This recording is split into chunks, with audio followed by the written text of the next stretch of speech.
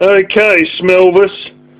I have finally worked it out. This is what it's got to be, right? This is the real car for you. The PT Cruiser. I reckon this is what you need to replace the Lisa Marie. Now, I'm not just saying it for the fact that most people who are recovering alcoholics, recovering drug addicts, and all that are driving it. 'Cause this is the sort of car that... like, there's a guy in another video in the comments who bought two of them, both convertibles, and it was just make an offer for both of them. Yeah, for buying both of them at once. It's the car of many people that fall into hard situations that, you know, need their second or third or fourth go at making it in life. And, well, that'd really be a car for you, wouldn't it? Because that's exactly the situation you fit in. Somebody who's, you know, just about slips through the cracks and sort of, you know, like needs a bit of a second chance and maybe even a third or fourth chance. And well, that's what this car's known for. So I reckon this is what your future is going to be. And whether you want to agree with me or not, regardless, I think you're going to end up in one anyway. Whether you want to keep the Lisa Marie or the this or that, I just think like it just, you know, this is the car that was bought by a lot of, this is a lot, like a really commonly a deceased estate machine. Most of them are really well looked after, but when Grandma dies, no one wants a car that's got the styling of hot rods from the 1930s. And this is exactly what this thing's got. But this is like, oh, when did it come out? I think it was like it's at least 2000. They reckon it's right through to 2007. But I know, you know, you get 2002, 2003. This one here, and 2004. This one here is supposed to be 2000 model. Yeah. So anyway, I'll show you why it's such a good machine and why it would really suit you. Manages to blend easy-to-use Chrysler hardware with a few other retro touches like the hot rod steering wheel that's... fuck this.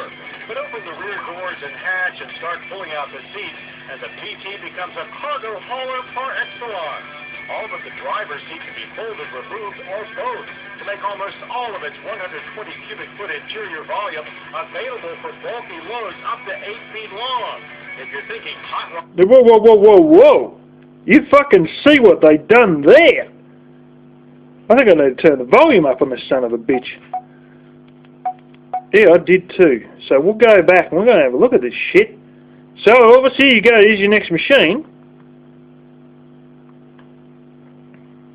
Passenger people mover. But open the rear doors and hatch and start pulling out the seats, and the PT becomes a cargo hauler par excellence. All but the driver's seat can be folded, removed, or both to make almost all of its 120 cubic foot interior volume available for... Look at that. Stupid ass cargo net. You just flip them little tabs and that and flick it out. Like I had a cargo net in my van, but mine's vertical.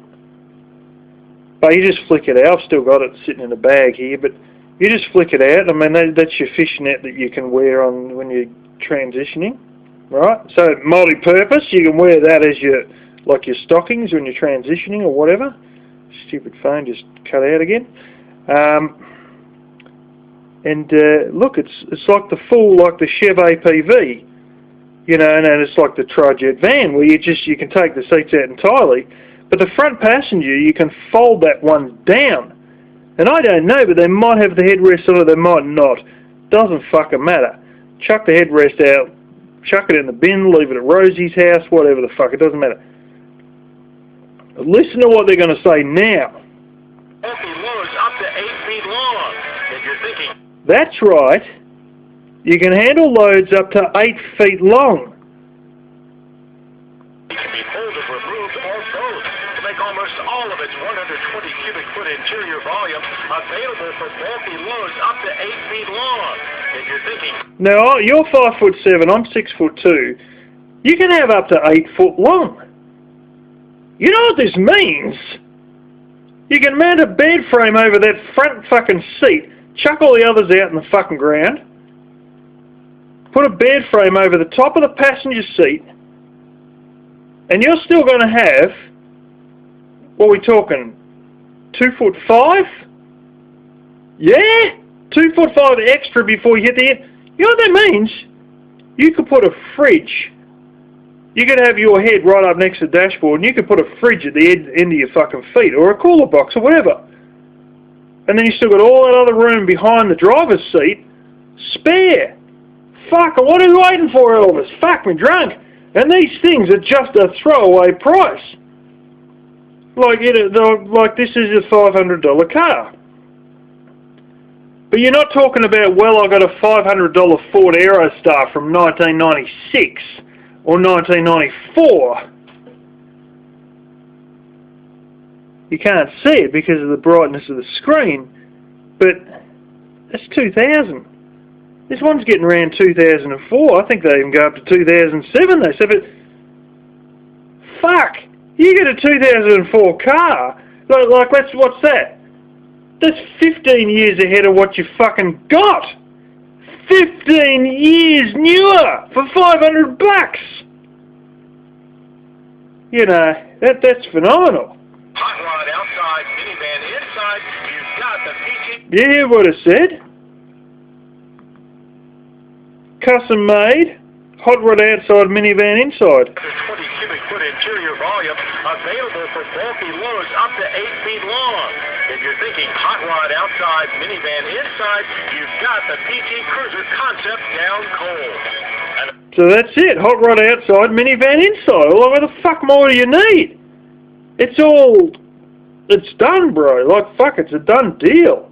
You know, like I said, you know, all we need to do is get you in that fighting ring with Joe King, with Tasha, and fucking Ginger Boy, and that's it. I'll fucking buy you one of these damn things. You know, I might even get you the automatic one, because it's got an automatic as well. You know, as a 5-speed manual, you know, and it's like, fuck, you'll be set, you know. You know what the engine in this thing is? Did have it earlier on.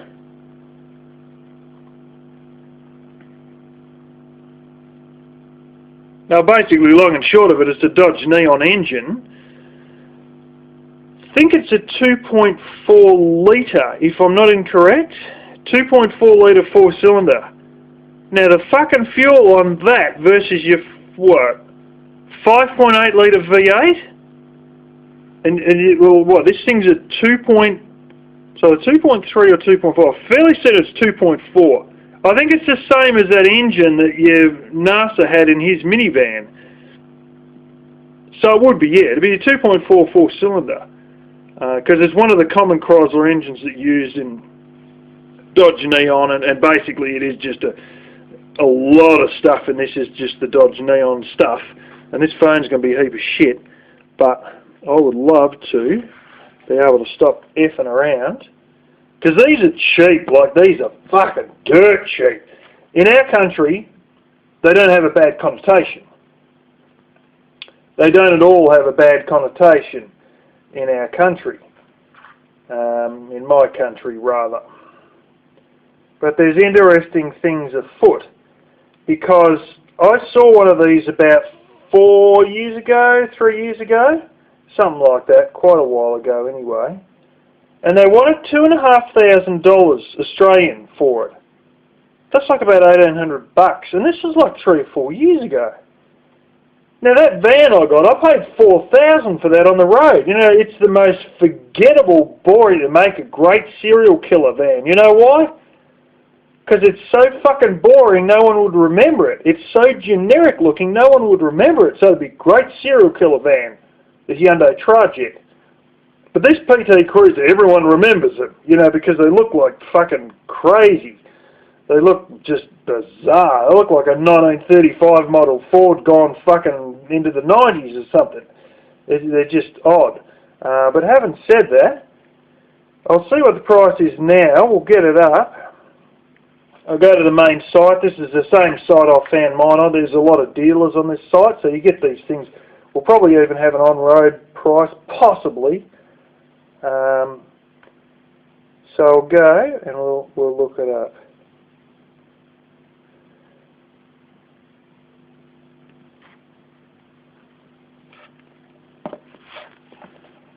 I've seen it here. They're all fucking. These are all like real. Like this is custom paint job on this. These are all fucking high-end ones. This is an '07 model. Honestly, it looks. No, that's a different shape and all. Now that's a different nose on them. That's even a different nose from normal, I think.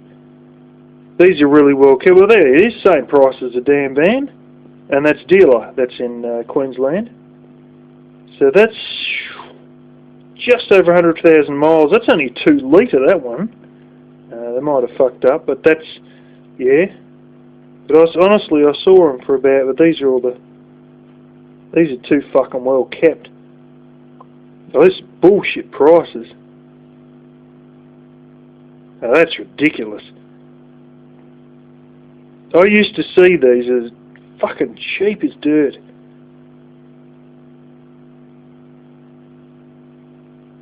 Too many classic fucking people, I think. All the same, dealer used, another one, same price as a van. And that's an '06. My gosh.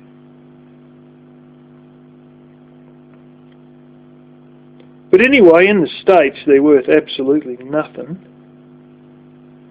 I can't understand how I've seen some that were quite cheap and these are all dear. Oh, there you go. Oh, here you go. Here you go. She's done about, well, what would that be? 112,000 miles. $2,000. Private sale. That is a 2008. And I believe, yeah, it's a convertible and it's an automatic. Now, let's see. I bet you there's something up with it because, usually speaking... No, here we go. Hey, $1,900, 2008. Yeah. So this is more like the prices I was. So here we go. Another 2,000. For some reason, it gave me all the high price ones. I don't know. It must have a set to go highest price to lowest price. 2002 is $2,000. Shit, that's actually an automatic, and that's not too bad a miles. That's 130, 140, 135,000, something like that, miles. See, I fucking told you, these things ain't too bad after all. And that is an automatic, that one. That's a solid top.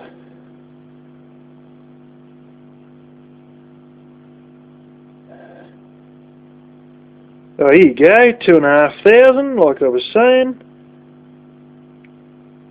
That's not too bad. It's about 130,000. Here you go. 2003, $1,500. Honest to God, that is what I earn in 2 weeks. This is worth 2 weeks' pay, and it's an automatic, and it's 2003.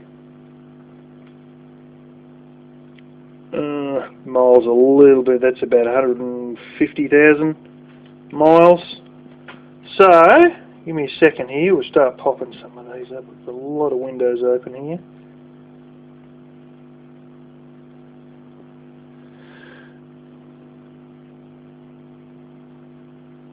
Come on. There you go. Oh, little there's hail damage on the bonnet. I think there's a couple of tiny little dimples. Fuck, the thing looks as straight as hell. Body's good. So it's from the dimples on the fucking... Jeez, the thing's beautiful. There's a couple of dimples in the bonnet, but that's not like real big deal. Car runs well, a few minor electricities, hence price drop. It's still a nice car, so she probably needs a couple bits and pieces looked at. I'll go look at one of these other ones. Come on, you bugger. This is Australia. You know, you got to realise that this is like you get 3/4 of the price, and you got the real price. And these are all right-hand drive, obviously.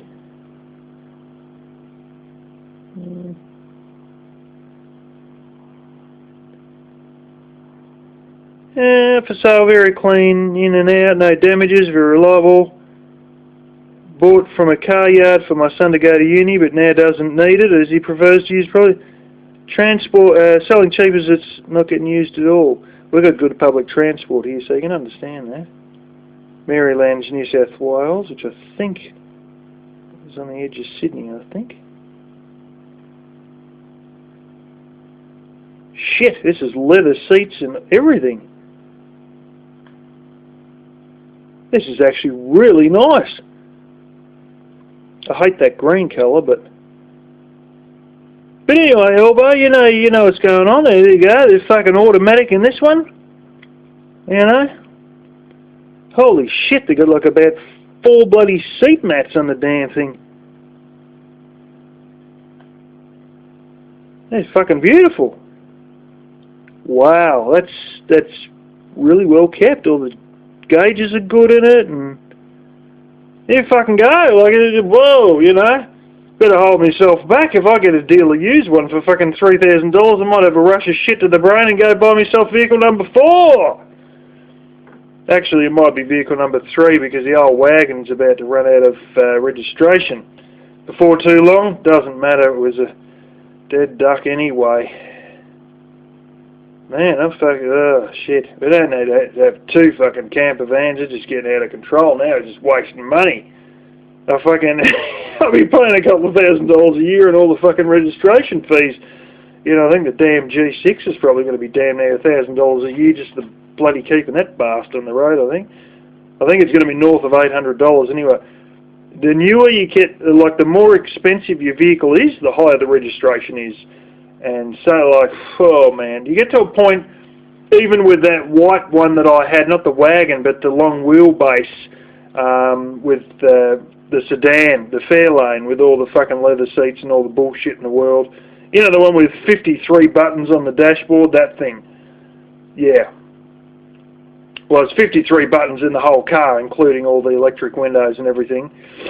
That's not a fucking joke. I counted 53 buttons in the bastard. No shit. And what did I have again? 12 interior lights, I think. This is the one that I had like just over a year ago. Yeah. Anyway, that was getting to a point that the cost of the bloody yearly registration was worth more than the fucking vehicle was worth. I was paying, I think it was $670. And the damn car's probably only worth about $600, and I heard of people selling to wreckers for $500. I was paying $670 in fucking yearly registration fees. Anyway, getting a bit off the track here, but I've made my fucking point, and there you go, Elbow.